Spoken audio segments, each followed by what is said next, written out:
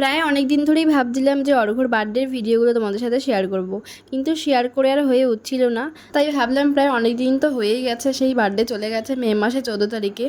আজকে আমি তোমাদের সাথে শেয়ার করছি। ভাবা যায় মানে আমি কতটা পরিমাণে ব্যস্ত। আসলে ওসব কিছুই না, মানে কুড়েমি যাকে বলা হয়। যাই হোক, তোমাদের কিন্তু পুরো ভিডিওটা স্কিপ না করে প্রথম থেকে শেষ পর্যন্ত দেখতে হবে। তাহলে চলো প্রথম থেকে ভিডিওটা শুরু করা যাক। সো হ্যালো এভরিওয়ান, আমি Arpita and welcome back to our new video. এখন যে ভিডিওটা তোমরা দেখছো, এই দিনটি ছিল 13ই মে, মানে অর্ঘ্যর বার্থডের আগের দিন।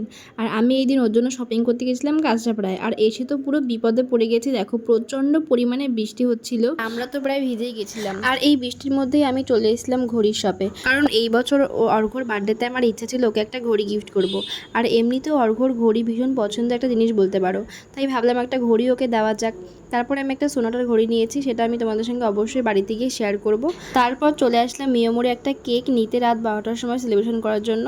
তারপর এদিকে তো কেক নেওয়া কমপ্লিট হয়ে গেছে, আর এখন যাব একটা ফুলের বুকে কিনতে, কারণ আমি ওকে একটা ফুলের বুকে দেওয়ার খুব ইচ্ছে ছিল সানফ্লাওয়ারের।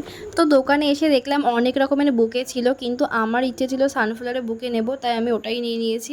আর বাড়িতে এসে তেমন কোনো ভিডিও করা হয়নি। দেখো প্রায় রাত 12টা বাজতেই চললো, আর সমস্ত কিছু গোছাতে গোছাতে অর্ঘ্য চলে এসেছিলো। তো আমি এইদিকে দেখো সমস্ত কিছু কিন্তু গুছিয়ে নিয়েছি। আর সানফ্লাওয়ারের বুকেটা কত সুন্দর, তাই না বলো? আর জানো তো এই বছর অর্ঘ্যর জন্য আমি তেমন কিছুই করতে পারিনি। আমি ওর জন্য তেমন ভালো কিছু কিনতেও পারিনি, আর কিছু দিতেও পারিনি। এর জন্য আমার ভীষণ মন খারাপ লাগছিল, কারণ এই বছর একটুখানি সমস্যার মধ্যেই চলছিলাম, তার জন্য তেমন কিচ্ছু করতে পারিনি। যতটা পেরেছি ততটুকুই করেছিলাম। আর জানো তো অর্ঘ্যর মধ্যে কোনো চাওয়া পাওয়া নেই, ও এত ভালো মানুষ ধারণার বাইরে।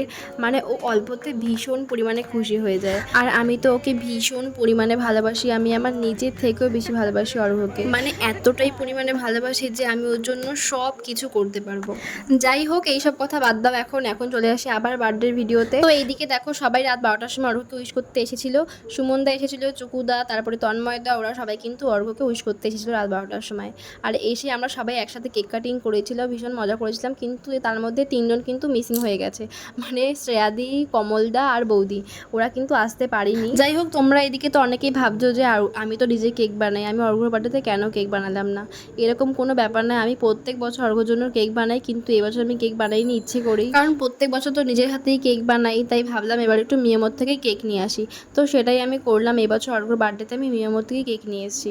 আর এই দিকে দেখো আমাকে তো কেক মাখিয়ে একদম ভূত বানিয়ে দিয়েছে, আর ওরা নিজেরাও ভূত হয়ে বসে রয়েছে, মানে কেক টেক মেখে সব একাকার অবস্থা। আর এইদিকে চুকুদা আবার রাখিদির সঙ্গে কথা বলছিল, আর চুকুদাকে একবার দেখো কি হাস্যকর। যাই হোক, এইদিকে তো সুমনদা আর চুকুদা মিলে পুরো বাচ্চাদের মতন করছে, আর এদিকে সবাই ভূত হয়ে গেছে মোটামুটি।